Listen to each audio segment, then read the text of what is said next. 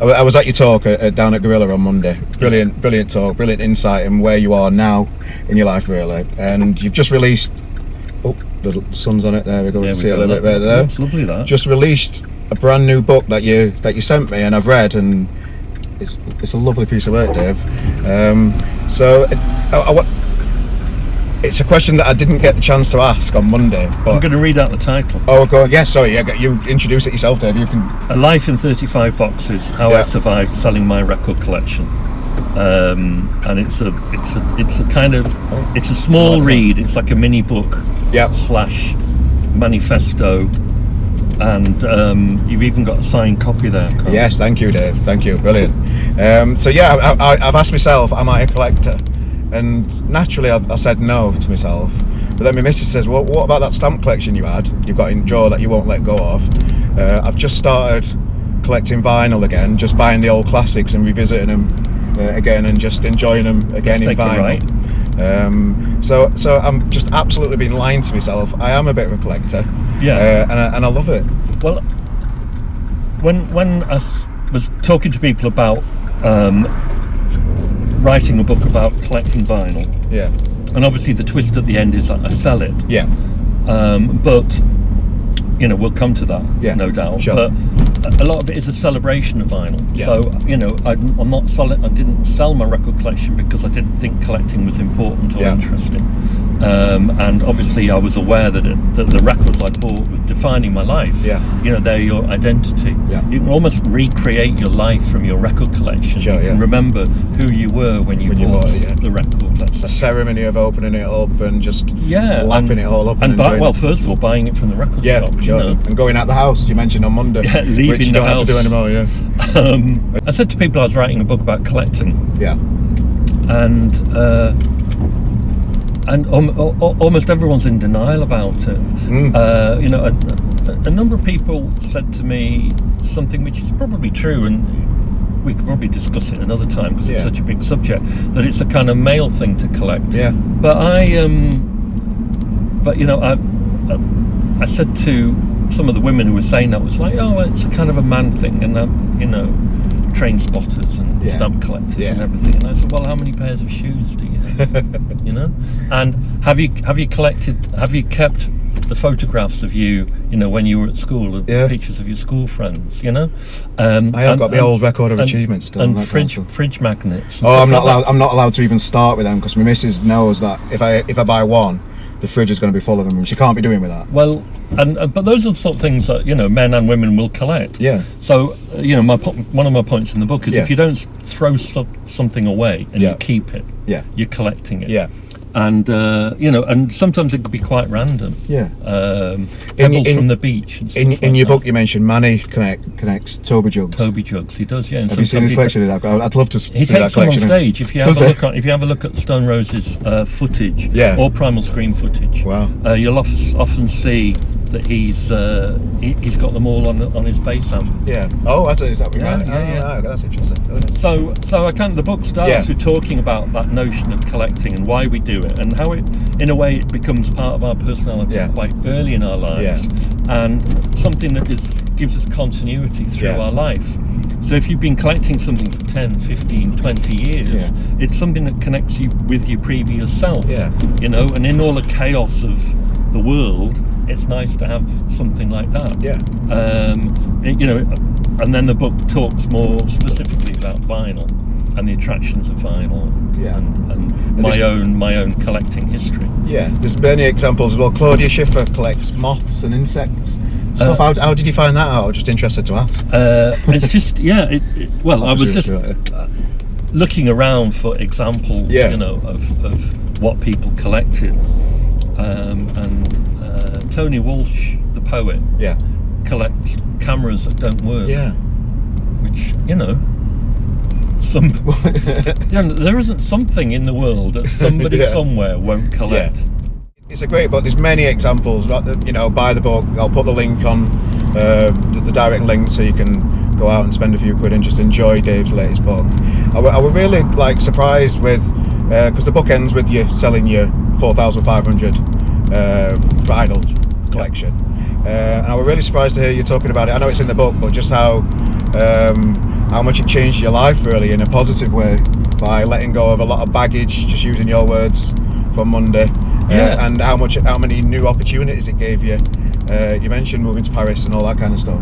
Yeah, I mean, I'm really surprised by that. Yeah, you very accurately précised what happened. Let's go straight on. So I sold the records on a kind of a bit instinctively. I try and explain a bit more in the book, but I'm still not 100% sure why I did it. Yeah. But it's turned out to be exactly the right thing. Yeah. I sold them to a working DJ who's 25 years younger than me. Wow. Called Seth Troxler. He's a big DJ and he DJs all over, and he's been taking my vinyl that was living unused, and I mean not unloved but unused in my basement. Tell us about the email he sent you. He sent me an email saying, "Hi Dave, my name is Seth Troxler. I don't know if you know who I am, but I'm one of the world's biggest DJs." And let's go left. Sure. And I did know who he was, but and so I sold him the records, and it's almost like I feel like I've set the music free. Yeah. It's got a new lease of life. It's out and about with Seth instead of living in my basement, and I'm still DJing but with other formats. Yeah. So I'm not using the vinyl anymore. Yeah. And so I kind of feel like it was always about the music, and now the music is living on, and my records are giving another generation the kind of satisfaction that they were born because he's actively using them in his sets into all over the world. Yeah. And occasionally he'll message me from somewhere and say straight down. He'll message me from somewhere. Yeah. And tell me what he played where. It's like Greece or Argentina or Tokyo or something. So I became friends with him, and I did a gig with him in Manchester, and we raised $4,500 for mental health charities. So that is something that came out of the selling of the record. And then another guy who put in a bid for the records and was very disappointed not to get them. Yeah. I've kept in touch with him. He lives in Italy, and we've been doing some events together.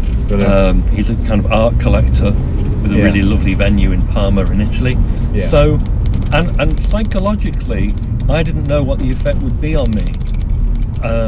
If I'm honest, I kind of jumped off the cliff, selling them, thinking, let's see what happens. Yeah. And I felt lighter, and I mean, I missed the records in some ways, but I think they had, in a way, become baggage because they were symbolic of my past, and I was at an age where I wanted to live in the future. Yeah. I didn't want to be one of those people who were constantly harking back, those were better days, or that was, my golden era. Yeah. I want to feel like I've got that still to come. Sure. Good times around the corner, and so I felt lighter. Yeah. And I kind of had a few, kind of even quite sort of Zen-like feelings, about, do our possessions possess us? Yeah. And so all that, I didn't know all that was going to happen. I felt that myself a little bit, moving from a bigger house to a littler house and having to get rid of some stuff. Yeah. It was quite nice to get rid of some stuff, and I still don't understand why myself in my own little space, I think it is a bit mysterious how the effect of having objects around us affects us, and how sometimes it feels like they're giving us safety, but at other times it feels like it's too claustrophobic, and we need to get rid. And it's the first book of many, maybe 10. Yes, maybe 10. So as you can see, it's like it's kind of quite a little format, and I'm going to do one every 3 or 4 months. Yes. And I've got the next one's about Keith Haring, the New York artist, and it's about how nightlife and music affected his art and influenced him. And the one after that's about Courtney Love. Shall I go straight under? Let's stay in the left-hand lane. Or let's go left, actually. Go left, And so the Courtney, October for Keith Haring, March, February or March, Courtney Love. And in a way it goes back to right where we started. It's like a fanzine thing. Yeah. It's me thinking, what am I passionate about? What am I interested in? What will I spend 3 months just getting into very deeply? Yeah. And then sharing my ideas and with readers, and it's kind of what I was doing with the fanzine, and it's what I'm doing now. Oh, I love how the thing is, this is life, Carl. You think you've arrived at a dead end, but there's a little sneaky it's not right a dead turn end, there. There's an opportunity. Yeah, so you've got more books coming up. You've got this big event in Manchester coming up as well, if you just want to mention that. And yeah, I'm involved in the Manchester International Festival, sure. And they gave me a budget to book some bands. Yep. And so over 4 nights in July, yep. I think from Sunday the 14th, I booked Horace Andy to do a kind of sound system set. So I've got Blood and Fire, great sound system locally. Horace Andy on the mic, perfect for a Sunday evening. Brilliant. And then the following day I've got the Orioles and Working Men's Club. Brilliant. That's on Monday the 15th of July. These events are all free. They start at 8 o'clock. First come, first served. Get down there. I mean, they're both great bands, and the Orioles, you know, I've kind of been a big fan of since I first heard the music. And then the Tuesday is the Blinders, supported by Witch Fever, who I love. Witch Fever. Witch Fever are still on my list of bands to catch live. I will well, amazing live. Amy, the singer, is a brilliant performer. Yeah. It's kind of like they're quite heavy. It's an all-girl band, but they're like the heaviest thing that I've kind of heard in Manchester. You know. And the Pagans are supporting that. So 3 bands on the Tuesday. Love those boys. They're West Brom fans, and that's a big plus point. And then on the Wednesday, Lines, who I think, as you know, I'm again a big fan of. Yeah, definitely. I've kind of booked them for 2 or 3 things that I've been involved with. Caught them supporting the Slow Readers at the Apollo, and Sink Your Teeth are supporting them. So great lineup, Dave. Yeah, well, everyone said yes. That's a great thing. You know what I mean? I kind of sat down with a list of who did I really want. Yes. And I went through the list. Yes. And they all kept saying yes. There you go. So I didn't even have to turn the page. Brilliant. So Dave, we've reached your destination. Yeah, we have. Nearly. This has been fantastic. I like this. Have you enjoyed yourself? It's like carpool karaoke, but without James Corden or karaoke. Yeah, well, so a lot of people give me all these. Well, I used to have an electric car, so I used to do it, and that's what started me doing it, because it was quiet. But they got too expensive, so I had to pack it in with that. But I'll just pull up, Dave, and really appreciate your time. Again, another dead end. I've found another one. Right, okay. This is Chinatown. Brilliant. Right, Dave, absolute pleasure, my friend. Thank you so much. Thanks for your time, and enjoy the rest of your time. Do go out and buy the books. The link's going to be on the YouTube page and everything, so do that. And thanks again, Dave. Cheers, mate. Thank you.